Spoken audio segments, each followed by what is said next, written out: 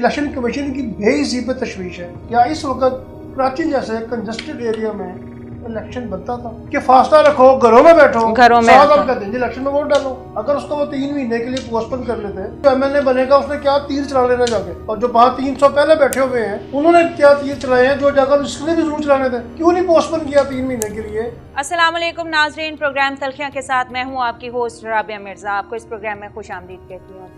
नाज़रीन, आज का प्रोग्राम है जिस पे हम बात करेंगे वो है बशीर मेमन, साबिक़ DGFIA। इन्होंने कुछ मीडिया पर इंकशाफात किए हैं। इन इंकशाफात के हवाले से कुछ हम सवालात करेंगे और इन सवालात के जवाबात देने के लिए और विजन क्लियर करने के लिए हमारे साथ स्टूडियो में मौजूद हैं अली अहमद ढिल्लू साहब। अस्सलाम वालेकुम और उनको वेलकम कहेंगे। अस्सलाम वालेकुम। वालेकुम सलाम, थैंक यू। आपसे सबसे पहले ये सवाल करना चाहूँगी कि क्या आप समझते हैं कि बशीर मेमन ने जो इंकशाफात किए हैं ये किसी सियासी मुखालफिन की मद में किए हैं? क्या वजह है, आप क्या समझते हैं इस हवाले से? देखिए, हम जो साफ़ी होते हैं जी, उनकी नज़र उसके मुकम्मल तौर पर उसके पूरा अहाता करती है हमारी नज़र। जैसे 2 लीडर एक बंद कमरे में मिलते हैं लेकिन खबर सुबह तमाम जगह छपी होती है कि उन्होंने क्या बातें की। बशीर मेमन साहब ने ये जो इंकशाफात किए हैं, मेरा नुक्ता नज़र ये है कि उनको ये ज़रूरत क्यों पेश है जी। आखिर क्या वजह है कि उन्होंने इंकशाफात किए। सिविलाइज्ड वर्ल्ड में ये होता है कि जब कोई रिटायर होता है वो अपनी ज़िंदगी के बाद अपने ऊपर बुक लिखता है। वो अपने को 25-25 साल की जो उसने जॉब की होती है उसको मुकम्मल आता करता है। उसमें बेशुमार फिर बातें आ जाती हैं जो लोगों के लिए इंटरेस्टिंग होती हैं। वो तो समझ आती है। एक बंदा रिटायर होने के फौरन बाद एक चीज़ को हिट करता है। आखिर उन्होंने 25 साल या 35 साल जॉब की होगी जी, तो पूरे 35 साल में उन्होंने जो किया है उसके इंकशाफात करता है। सही, एग्जैक्टली। फिर तो हम समझते हैं कि वाकई वो इंकशाफात करने के मूड में है। जब वो सिर्फ एक चीज़ को टारगेट करेंगे तो फिर समझ आएगी कि इनका कोई एजेंडा है, इनका कोई टारगेट है, इनका कोई मकसद है। और मौजूदा गवर्नमेंट और मौजूदा टाइम जबकि वर्सेस माफिया है, हम शुगर माफिया से भी नंबर जुबां हैं, आटा माफिया, ऑयल माफिया, कब तो कोरोना माफिया के साथ भी लड़ रहे हैं। तो उनके लिए उनको ओबलाइज करना, उनको कहीं बाहर बाद में सेटल करा देना कोई इशू नहीं है।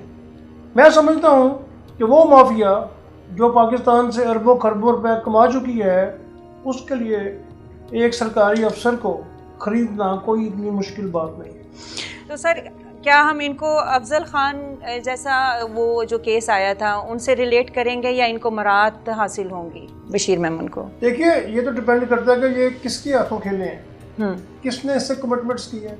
आप क्या समझते हैं? ये आप ये भी इंकशाफ खोले ना, हम चाह रहे हैं कि हमारे व्यूअर्स को बताएं। तो मैं मानने को तैयार नहीं। कौन सी सियासी ऐसी पार्टीज होंगी? दोनों बड़ी पार्टीज कर सकती हैं क्योंकि दोनों बड़ी पार्टीज का ज़ेर-ए-ताब है। दोनों के क्लर्कों के, पीएन्स के, धोबियों के करोड़ों रुपए के अकाउंट्स निकले।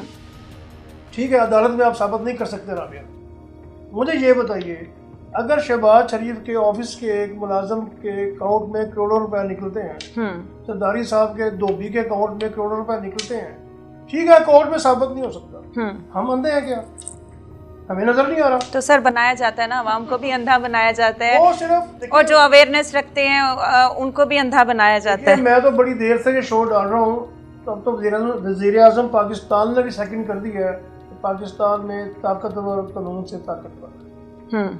वो मकड़ी के जाले को तोड़ जाता है। जो रसूल ने कहा था ना, कानून एक मकड़ी का जाला है जिसमें कमजोर फंस जाता है और ताकतवर निकल जाता है। पाकिस्तान की 100 शुगर मिलों के जो मालिक हैं वो इस मकड़ी के जाले से ज्यादा ताकतवर हैं। वो नहीं पकड़ सकते। छोटी सी एग्जांपल देता हूँ मैं। किसी कोर्ट में चले जाए आप, बड़ी ताकत का जो वकील होता है उसकी फीस होती है पर केस करोड़ रुपया, 50 लाख, 70 लाख रुपए आउट ऑफ डोमेन होती है। उसके सामने जो पब्लिक प्रोसिक्यूटर खड़ा है 1.25 लाख रुपए महीने वाला और वो भी भर्ती उन्होंने किया हुआ है जी। वो क्या उनको करेगा सामने। अच्छा, एक और सवाल पूछना चाहूँगी, जैसे कि हुकूमत और अदलिया की आजकल जो चपकलिशें चल रही हैं, धुआंधार, जो खुसूसी तौर पर हम देख रहे हैं जो मामला चल रहे हैं, क्या इस वक्त ये इंकशाफ का सही वक्त था, राइट टाइम था? देखिए राबिया, हमारे लिए अफसोस की बात सिर्फ ये है कि 70 साल में हम अपने लोगों को तालीम याफ्ता नहीं कर सके। सही कह रहे हैं। कुछ परसेंट को आपने डिग्रियां ज़रूर दे दी हैं लेकिन तालीम याफ्ता नहीं किया। हम एक कौम नहीं बन सके। जब कौम ही नहीं बन सके तो कौम का दर्द कहाँ से आएगा? जिंदा कौम कैसे बन सकेंगे? जब कौम ही नहीं बन सके। सही कह रहे हैं। हम कहीं पर महाजर हैं, कहीं पर शिया हैं, कहीं पर सुन्नी हैं, कहीं पर पख्तून हैं, यानी कि जो चीज़ वक्ती तौर पर बिक सकती है हम वो बेचते हैं। इसमें सिर्फ सियासतदान शामिल नहीं है, मैं साफ साफ कहता हूँ कि इसमें वो लोग भी शामिल हैं जो सियासतदानों के भी बाप कहलाते हैं। वो भी वक्ती फैसले करते हैं, वक्ती तौर पर अपने आप को मुश्किल से निकालने के लिए, वक्ती तौर पर अपना फ़ायदा लेने के लिए वो बड़ी बड़ी हरकत भी कर जाते हैं। सही है। और जहाँ तक एज ए नेशन हमारे सियासतदानों, जजेस, ब्यूरोक्रेट्स का काम है, उनको सिर्फ अपना मफाद अजीज हो। मैं एक बड़ी खूबसूरत सी बात आपको बताऊंगा जो नमा फिक्रिया था मेरे लिए जब मैंने फर्स्ट टाइम पढ़ी। हेनरी किसिंजर अपनी बुक में लिखते हैं कि जब हमने चाइना और अमेरिका की पाकिस्तान के थ्रू फर्स्ट टाइम सफारती ताल्लुकात इस्तवार करवाए तो वो अमेरिकन खौफजदा थे। अच्छा। तो पता नहीं पाकिस्तान इसके एवज हमसे क्या मांगेगा। वो कहता मैं हैरान रह गया जब पाकिस्तान ने कुछ भी नहीं मांगा, सिर्फ ब्यूरोक्रेट्स ने जाती ताल्लुकात मांगे। मेंटालिटी है। बिल्कुल सही। अब आपको मजेदार चीज सुनाता हूँ। जी जी बिल्कुल। जब अंग्रेज फर्स्ट टाइम इंडिया आया तो सर थॉमस राव उनका इंचार्ज था। तो शाहजहां की बेटी जहांआरा बीमार हो गई, उसने उसका इलाज किया। तो शाहजहां ने उसे कहा कि इसको सोने में तोल दो, वो काफ़ी हैवी था। तो उसने उसके जवाब में कहा कि नहीं, मुझे अपने मुल्क के लिए ट्रेड चाहिए। ये बात मुझे हसन निसार साहब ने बताई। अच्छा। और मेरे दिल को लगी कि आप देखिए कौमें किस तरह बनती है। जो कौम के लिए दर्द रखता है हम तो परवाह नहीं करते किस वक्त मुल्क में क्या हाल है। आप अंदाजा करें, कोविड की तीसरी इलेक्शन कमीशन की बेइज्जती पे तशवीश है। क्या इस वक्त कराची जैसे कंजस्टेड एरिया में इलेक्शन बनता था? सही कह रहे हैं। अब वहाँ देख लें बहुत कम वोट कास्ट बहुत कम हुए हैं को। और इसको कहेंगे ये जमहूरियत की नुमाइंदगी हो रही है जब वोट भी कम कास्ट हो रहा है। और खुद आप कह रहे हैं कि फासला रखो, घरों में बैठो, घरों में आप कहते हैं इलेक्शन में वोट डालो। बिल्कुल ऐसे। ये जो मुनाफकत है, अगर उसको वो 3 महीने के लिए पोस्टपोन कर लेते, वहां से जो एमएलए बनेगा उसने क्या तीर चला लेना जाके। और जो 300 पहले बैठे हुए हैं उन्होंने क्या तीर चलाए हैं जो जाकर इसलिए भी जरूर चलाने थे। क्यों नहीं पोस्टपोन किया 3 महीने के लिए कि कोरोना के दौरान अगर वहां से कोरोना की वजह से, इलेक्शन की वजह से 1-2 बंदों को भी कोरोना होता है तो उनका जिम्मेदार कौन? सर मैं आपको इंटरप्ट करना चाहूँगी। यूनिवर्सिटीज़ में अगर किसी लेक्चरार को होता है तो ये यूनिवर्सिटीज़ को बंद कर देते हैं। स्कूल में किसी उस्ताद को होता है, किसी असातिज़ा में से होता है तो ये इनको बंद कर देते हैं। इलेक्शन देख लें कि उसी तरह उसी सूरत हाल में NA 249 के इंतखाबात आप देख लें, वो उसी सूरत हाल में ये जुल्म किया। क्या आप समझते हैं कोविड की जो तीसरी खौफनाक लहर है इसमें क्या सियासतदान अल्लाह को भूल गए, खौफ खुदा को भूल गए? आप क्या समझते हैं? हमारे सियासतदानों ने तो कभी भी अल्लाह को याद नहीं रखा इसलिए कि भूल गए कि ये तो उनको लिए ये एक सर भयानक सच कहेंगे। भयानक सच है कि उनको कभी याद नहीं। ये लम्हा फिक्रिया भी है हमारे लिए। रेल तीर की बेल रिजेक्ट हुई है वो पाकिस्तान को तोड़ने की बातें शुरू कर देते हैं। इनको पता ही नहीं पाकिस्तान तोड़ना होता क्या है। राणा सनाउल्लाह की स्टेटमेंट देख लें। यानी कि जब उनके मफाद को जद पहुंचती है, जरूरत पहुंचती है, वो कहते हैं मुल्क रहे या ना रहे हमें रहना चाहिए।